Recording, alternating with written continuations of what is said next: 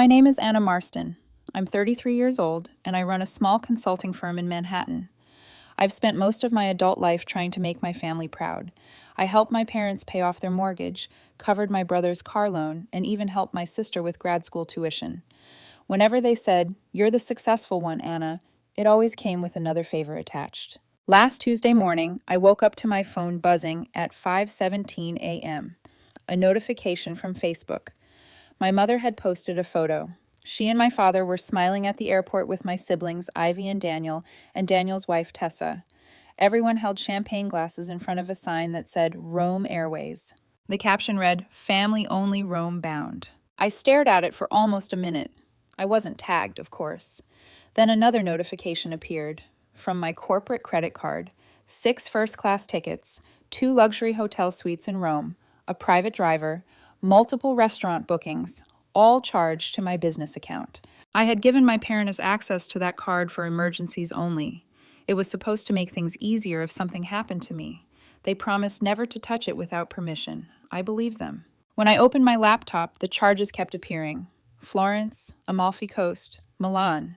And then I saw the line that made me stop breathing for a second.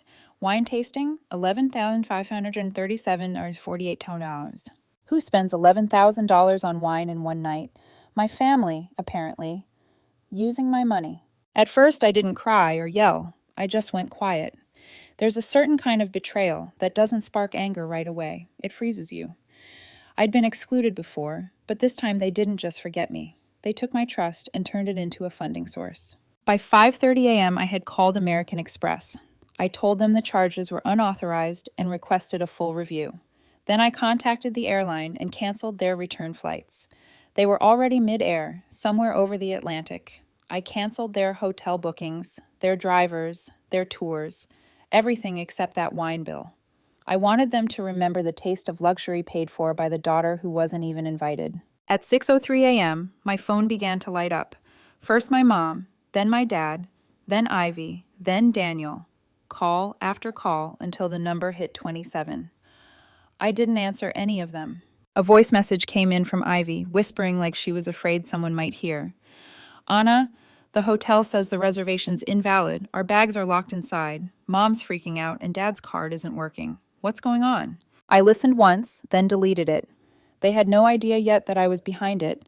They just thought something had gone wrong with the card. By the time the sun came up, I had received an email from my mother. It started with a fake apology and ended with a sentence that made my hand shake. "We didn't think you'd mind sharing a little. You're so successful now." A little. 6 first-class tickets, 2 hotel suites, $11,000 in wine. That was her definition of a little. I read the message twice before deleting it. Then I sat there in the silence of my apartment, staring at my phone as it buzzed over and over again. My boyfriend Lucas stirred awake and asked what was wrong. When I showed him the photo, his jaw tightened. "They used your business card again?" I nodded. He sighed. "Anna, they treat you like an ATM. You can't keep letting this happen." "I'm not," I said quietly. "Not this time." I spent the rest of the morning documenting everything. Screenshots, receipts, booking confirmations, and filing them neatly in a folder named Proof. It felt methodical, almost peaceful. For once, I wasn't reacting. I was reclaiming control. By the time my family's plane touched down in Rome, every reservation they made had disappeared. Their flights home were canceled. Their drivers were gone. Their luxury itinerary had turned to dust. My phone kept buzzing with missed calls, messages, and one email titled, "Urgent. Family stranded." I didn't reply. I just closed my laptop and whispered to myself, "This isn't revenge. Not yet." It wasn't about money anymore. It was about respect. For years, they'd mistaken my silence for weakness. They thought I'd keep letting them use me because that's what good daughters do, but not anymore. They were halfway around the world, stranded and confused, and for the first time in my life, I didn't feel guilty. I felt free. By noon that same day, the messages had multiplied. Voicemails, texts, missed calls, dozens of them. Every notification carried the same tone of panic. I didn't respond to any. I just watched. The first voicemail came from my brother, Daniel. His voice was tight, impatient. "Anna, something's wrong with the card. We can't check in anywhere. Mom's saying it's your fault because it's a business account or something. Can you fix it, please? We're stranded in Rome. I listened to it twice. It amazed me how he could sound irritated, not sorry. To him, I was the family accountant who'd made an administrative error, not the sister they'd deliberately excluded. A few minutes later, another voice memo arrived, this time from my mother. We didn't realize the card would be such an issue. We're trying to rebook, but it keeps declining. Please sort it out, darling. We're supposed to meet the driver in 20 minutes. No apology, no acknowledgement of what they'd done. Just another polite command disguised as a request. By early afternoon, I got a second email from the airline confirming that the return flights were officially voided. I had canceled them before my family even landed. The hotel charges were reversed. The dinner reservations vanished. The private car company sent a refund confirmation. Everything was collapsing quietly, efficiently. That night, a final transaction appeared on my statement. The restaurant in Florence. It listed a 9-page wine order, each bottle older and more expensive than the last. The total, $11,537.48. I left that one untouched. They could pay for their own arrogance. At 9:48 p.m., Ivy called again. When I didn't pick up, she left another voicemail, her voice trembling. Anna, please, what's happening? We can't get into the hotel. The front desk said the booking was canceled under your name. Mom's crying. Dad's furious. They said they might call the embassy. Then she added, quieter, they don't know I'm calling you. Please, just fix it. I almost felt something, pity maybe, but it vanished just as fast. I thought about all the times I'd been the outsider, the family dinners I wasn't invited to, the vacations I only heard about through social media posts, the countless times my parents had said, "You're so independent, Anna, you don't need us." Apparently, they needed me now. The next morning, a message appeared from my mother again. This one was longer, 5 paragraphs of excuses disguised as affection. She wrote that they hadn't meant to exclude me, that they assumed I was too busy with work to take a family trip. She said I would have hated the chaos anyway, then ended with the same line that had already carved itself into my mind. We didn't think you'd mind sharing a little. Sharing. That was the word she used for theft. I didn't reply. Instead, I called the airline again and asked to confirm if any rebookings had been attempted. The representative hesitated, then told me yes. Someone had tried to change their return flights using my details. I smiled to myself and said, "That's unauthorized. Please lock the account." By the end of the second day, my family's trip had turned into a nightmare. No hotels would take their card. Their tours were canceled. Their names were flagged on every reservation system linked to my account. And then came another call from Ivy. She sounded exhausted, her voice hoarse from crying. They won't let us back in the hotel, she said. Our luggage is locked up, and Dad's yelling at everyone. Mom's pretending it's all some mistake. What are we supposed to do? I waited a few seconds before answering. You could start by telling Mom to call Amex and explain how she got the card in the first place. There was silence on the other end. Then Ivy whispered, Anna, she said you didn't want to come, that you made your choice years ago. I said nothing. She exhaled shakily. Please, just help us get home. I hung up without replying. That night, I opened my laptop again. I wasn't angry anymore. I was analytical. I read through every charge, every receipt, every email confirmation. My entire family had built a vacation around my money, my name, and my absence. Lucas came home late from work. When he saw me still awake, he said softly, "You're still tracking them?" I nodded. They used the card like it was theirs. They didn't even bother hiding it. He leaned against the counter. You don't have to keep looking. You already won. I looked at him and said, this isn't about winning. It's about proof. The next morning, I contacted the fraud department again and flagged every transaction for investigation. The representative asked if I suspected ongoing misuse. Yes, I said, and I want a full audit. Later that day, I got another alert. Someone had tried to rebook their return flights again. When that failed, another message came from my father. Enough games, Anna. We need to talk. I didn't answer. They still thought it was a misunderstanding. They still believed they could scold me into forgiveness. By evening, I poured myself a cup of coffee and sat by the window. My phone kept vibrating beside me. Each call, another small echo of panic from across the ocean. For once, I let it ring. I thought about every time they had said, family comes first, and how what they really meant was family comes first, as long as you're the one paying for it. They wanted a family-only trip. Now they had it. Without me. 2 days after freezing the trust, my mother asked to meet. Her message was polite, but I could read the panic behind it. Let's talk in person, Anna. Just us. We don't need lawyers for this. I almost ignored her, but curiosity won. For once, I wanted to hear what kind of story she would tell when all her excuses had run out. So I agreed to meet her at the cafe we used to go to when I was in college. The same place she used to say was our spot. When I arrived, she was already sitting at the corner table, large sunglasses covering half her face. She smiled like nothing had happened, like she hadn't stolen from me or erased me from her family vacation. "Sweetheart," she said, standing halfway as if waiting for a hug. I didn't move. She sat back down. "You look tired," she added softly. "Are you sleeping well?" I laughed once. "You're asking if I'm sleeping well after you emptied my accounts?" She flinched, just barely, then exhaled through her nose. "You're overreacting again. It was a misunderstanding, Anna. We thought you knew. You thought you could get away with it," I interrupted. "You always do." Her jaw tightened. "That's not fair." "What isn't fair," I said quietly, "is using my business card to fund a trip you told everyone was family only. Do you even hear yourself?" She looked away, then tried again, switching tones the way she always did. Soft, pleading, maternal. "We just wanted to bring the family together. You're always so busy with work. We didn't want you to feel pressured to come. I didn't think you'd mind if we borrowed a little." "Stop calling it borrowing," I said. "You took over $70,000 from me and spent it on yourself. That's not borrowing, Mom. That's theft." She crossed her arms, her voice low. "You've changed." "I grew up," I said, "and you just never noticed." Her lips pressed together. "You're making us look bad. To the family, to the bank, to everyone. What's the point of humiliating us?" I pulled a folder from my bag and placed it on the table. Inside were the audit reports, transaction logs, and a printed letter from Uncle Martin confirming everything. "This isn't humiliation," I said. "It's accountability." She didn't open the folder. She just stared at me with that look I'd known my whole life, the one that said, "How dare you defy me?"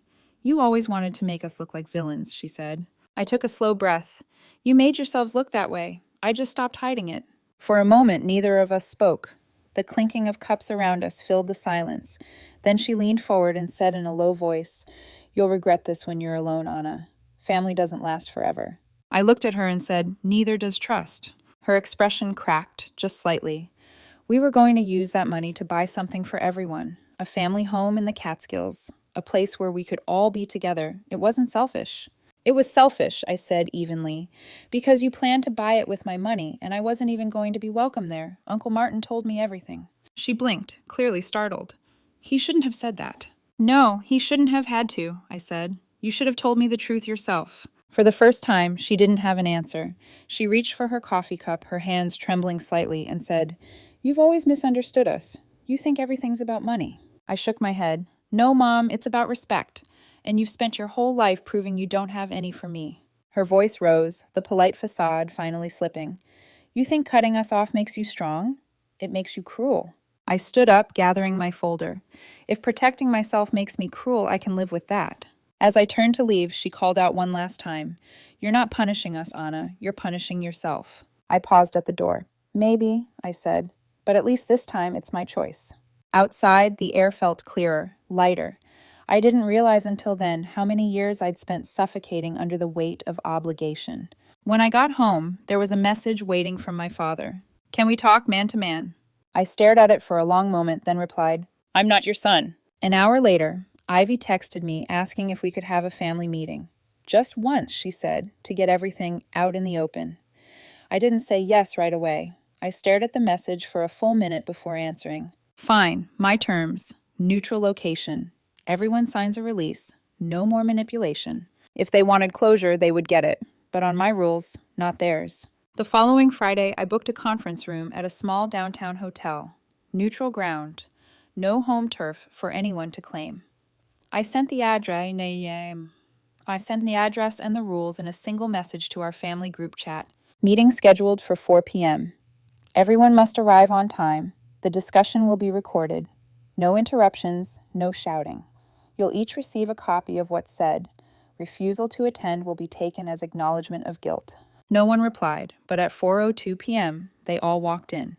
My mother first, stiff-backed and avoiding my eyes. My father close behind her, pretending calm. Ivy looked nervous, clutching her phone, and Daniel, the self-proclaimed peacemaker, rolled his eyes before even sitting down. I stayed standing.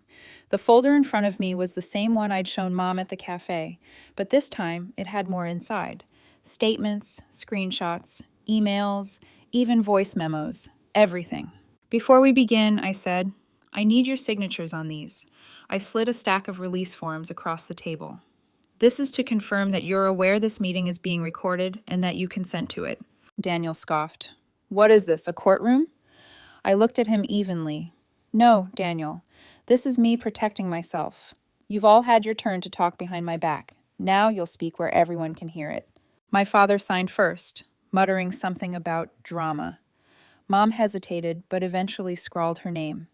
Ivy signed without protest, and even Daniel gave in when he saw I wasn't going to move forward otherwise. Once the papers were done, I pressed the record button on my phone and said, Let's start with the Italy trip.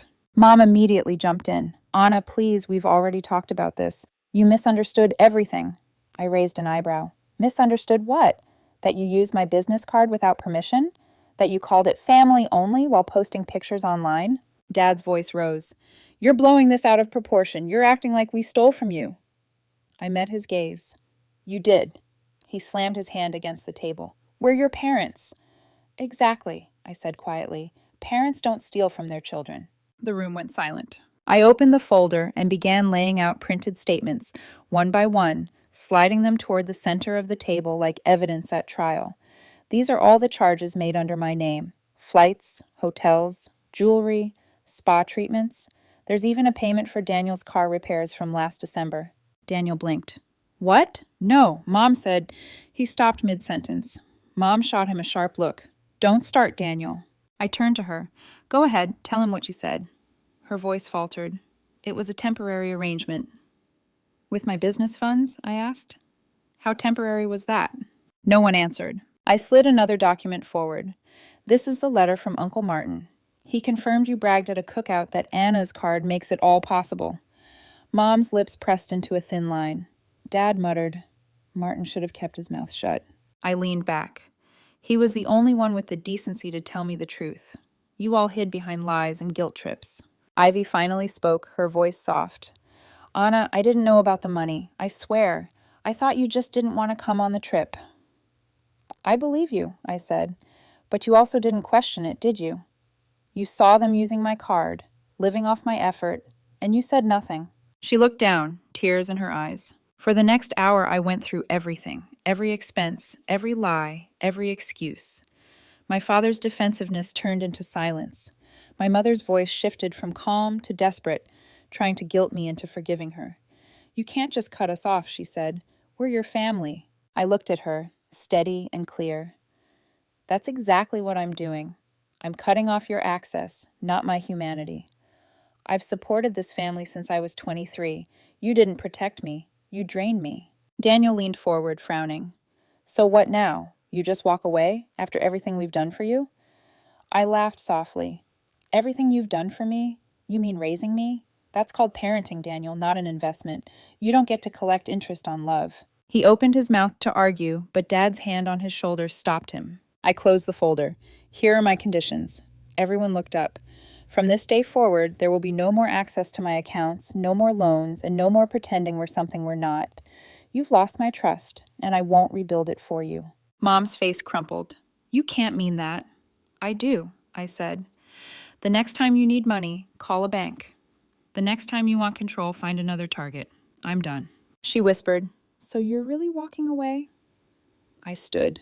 I already did. You just never noticed. No one followed me out of the room. I could still feel their eyes on my back, a mixture of disbelief and resentment, but I didn't turn around. That night, I went home and did what I should have done years ago. I blocked their numbers.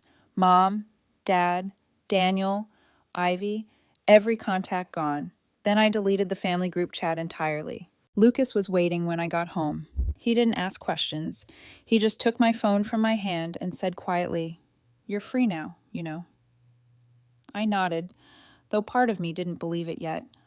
Freedom felt strange, too quiet, too clean. For the first time, I was completely out of reach, and it was peaceful. 7 months have passed since that day.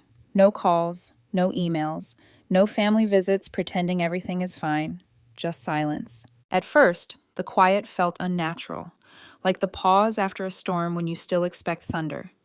I kept checking my phone out of habit, half expecting another guilt-ridden message from my mother or a demand disguised as an apology from my father.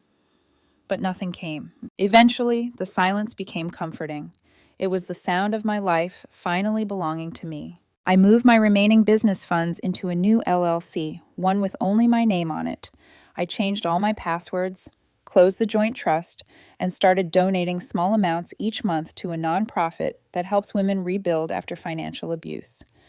It felt symbolic, a way of transforming what they took from me into something better. Sometimes I think back to that phrase my mother used, "We didn't think you'd mind sharing a little." I used to replay it in my head, furious at how easily she dismissed what she'd done. Now it just sounds empty. Sharing isn't the same as taking. Love isn't the same as control. The difference between them was the boundary I'd spent my whole life afraid to draw.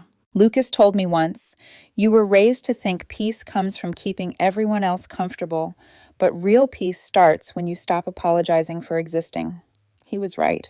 I used to measure my worth by how useful I was to other people, how much I gave, how much I fixed, how often I said yes. But when I stopped giving, the truth surfaced.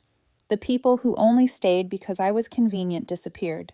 The ones who loved me, for me, stayed. One evening in early autumn, a letter arrived at my office. No return address, just my name written in my mother's handwriting. I opened it out of curiosity. It said, "We didn't mean to lose you." That was all. No apology, no ownership, just a single sentence pretending to be grief. I folded it once and slid it into my desk drawer, not out of forgiveness, but closure. I didn't need to reply.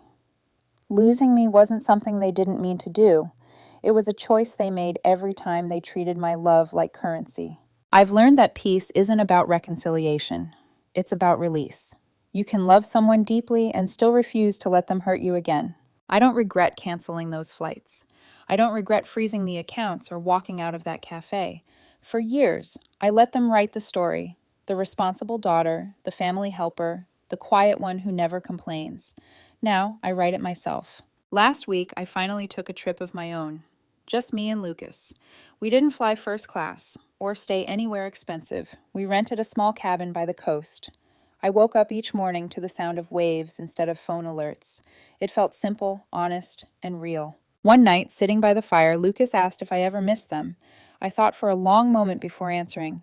"I miss the version of them I kept hoping existed," I said, "but I don't miss who they actually were." He nodded quietly. "Then you're healing." And I think he's right. Healing doesn't always look like forgiveness.